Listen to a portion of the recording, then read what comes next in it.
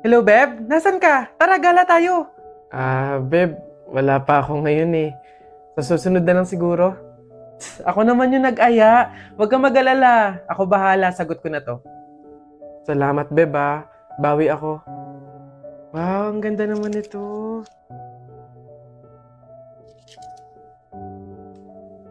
Kaso ang mahal pala. Wag na lang. Ay, Beb! Bakit pa binalik? Ang ganda nun ah. Bagay sa'yo. Yun nga eh.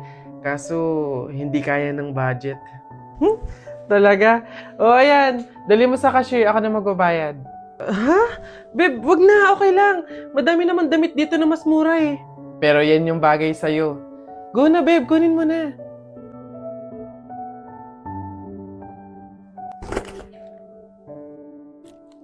Ate, baka po may pera ka po dyan. Pambili lang po namin ng pagkain ng kapatid ko. Ay, naku, wala din kasi ako ngayon eh. Mahirap lang din kasi ako. Pero meron ako ditong tinapay. Ayan, paghatian nyo na lang yan ha. Tapos meron ako ditong konting barya. Pamasahe ko dapat to, pero maglalakad na lang ako. Malapit lang naman yung bahay namin dito. Ayan, pagkasahin nyo na lang yan ha. Pasensya na ha. Salamat ate Kahit ikaw na mismong wala, magbibigay ka pa din. Huwag kayong mag-alala. Kapag ako sumakses, padadalan ko kayo ng supply ng pagkain. Yung maraming-marami para hindi na kayo magugutom. Gusto niyo yun? Nay, tay, may dala po akong ulam tsaka 200 cash. Rumakit pa ako kanina. Nay, tay, pasensya po kung yan pa lang muna Wala yun anak. Malaking bagay na yun sa atin. Kami nga tong nahihiya at sa ganyang edad mo tinutulungan mo na kami sa pagdadala ng buhay. Malay nyo sa susunod na racket ko, sumakses na, di ba? Magkaroon na tayo ng pang-grocery, pangbayad sa mga bills, panggala sa labas. Aayon din po sa atin ng panahon.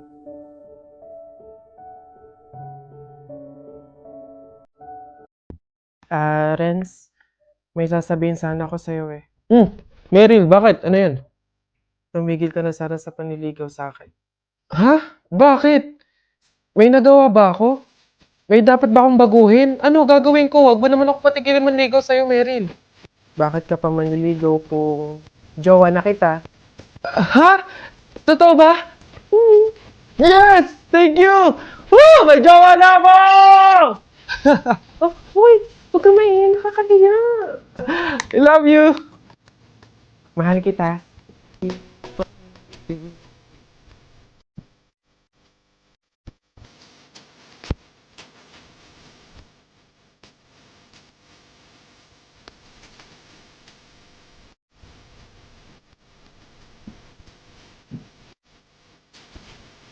Mahal, happy anniversary! Para sa'yo. Wow! Thank you! Thank you for loving me, for choosing me. Kahit na ang dami-daming pagsubok, pinipili mo pa din magstay at lumaban. Mahal, sabay natin tong ipanalo hanggang dulo, pero walang wakas. I love you. God knows kung gaano ako ka-grateful na meron akong ikaw. Kahit dumating tayo sa araw na puno ng gulo, ikaw pa rin ang pipiliin ko. Walang aalis, walang iwanan. I love you. Hello, love. Kamusta? I love. Oh, bakit parang matamlay ang love ko? May problema ba? Wala to love. Pagod lang siguro ko tsaka medyo stress kasi sa studies tsaka sa work Love naman. Sabi ko sa'yo magpahinga ka, di ba? Alagaan mo yung sarili mo. Huwag mo namang pasanin lahat ng trabaho. Sige ka, love. Kapag bumigay yung katawan mo, baka mas lalo kang mahirapan yan. Love, thank you Ang gaan ng lahat kapag nandyan ka. Mahal kita sobra. In good and bad times. Hindi mo na kailangan questionin yung halaga mo. Anong kulang sa'yo? Anong mali? Buo kitang mamahalin. Mamahalin din kita sa paraan na alam kong hindi ka masasaktan. Yung kahit dumating sa point na ayaw mo na, mas pipiliin pa rin kitang mahalin. Basta, ikikis mo ako ng matagal. Ikaw talaga, puro kakalokohan.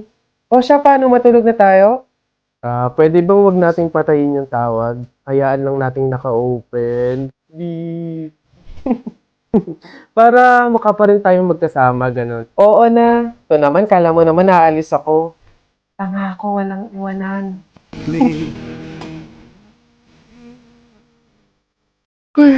Oh, tita. Hello po, tita. Napatawag po kayo. Bakit po? Iho? Anak? Tita, bakit po kayo naiyak? Ano po nangyari? Anak, wala na si Meryl. Ha? Tita, paano pong wala? Ano ba nangyari? Iho, hindi na siya nagising kaninang umaga eh. Anak, wala na. Patay na si Meryl. Paano pong patay? Tita, wag naman po kayo magbibiro ng ganyan. Kausap ko pa lang siya kaninang madaling araw sa tawag. Bago kami natulog. Kaya imposible. Ano nangyari yan? Hindi na pwede.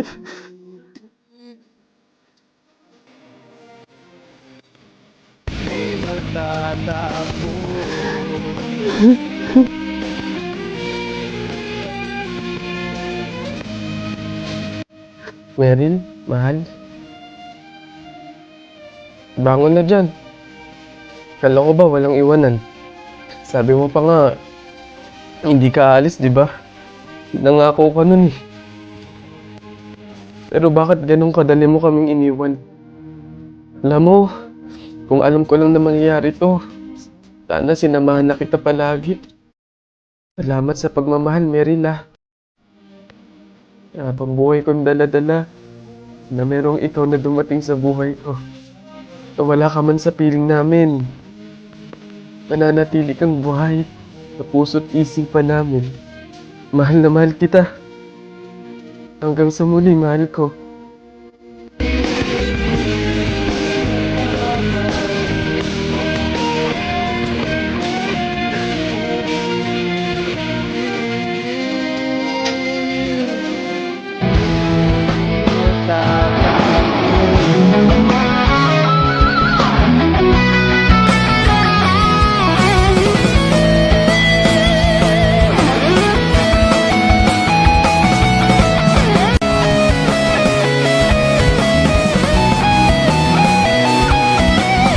Ibig di matatapos. Uy, Cheryl, thank you so much sa pagbisita ha. Nag-enjoy talaga ako buong araw, promise. Welcome, Beb, at salamat naman sa pagpapatuloy mo sa akin ha. Una na ako ha, bye! Bye, ingat! Shucks, malilit na ako sa pupuntahan ko. Nasa na ba kasi yung kwintas ko? Dito ko lang yun nilagay eh. Wow, babe! Ang ganda naman nito! Bagay sa akin. Joke! Over naman sa judge. Ba't naman niya kukunin yun, di ba? Tsaka friend ko yun eh. Bala na nga. Di ba? Feeling ko nga magjowa na sila eh. Tingin mo. Siguro. Babe, pabantay nga muna nitong bag ko. CR lang ako. Go, babe. I'm here na. Babe, punta na ako dun sa may counter. Magbabayad na ako. Ikaw ba? Una ka na, babe. Sunod ako. Teka, nasan yung cash ko? May cash akong dala.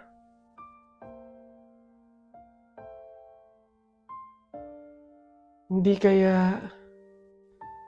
Pero imposible eh. Imposible talaga. Kaibigan ko siya eh.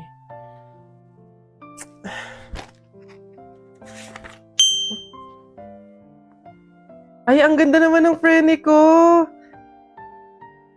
In fairness. Teka. Kwintas ko ba to? Hello, Cheryl? Nakita ko kasi yung story mo eh. Huwag kang magagalit ha, pero umamin ka nga sa akin. Kwintas ko ba yung suot mo? Babe, sorry ah.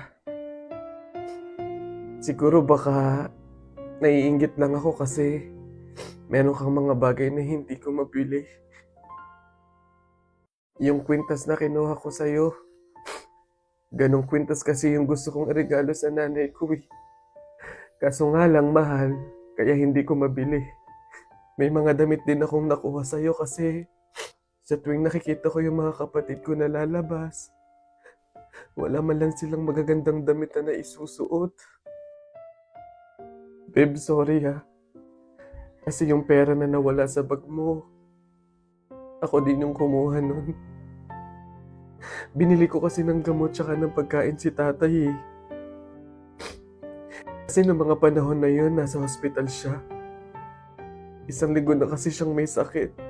Babe naman, sana nanghingi ka na lang or nanghiram. Babe, tutulungan naman kita hanggat sa kaya ko eh. Kasi kaibigan kita. Babe, wala talaga akong mukhang maiiharap sa'yo. At wala akong ibang masabi kundi patawad. Kasi sa kabila ng pagkakaibigan natin eh, nagawa ko pa yun sa'yo.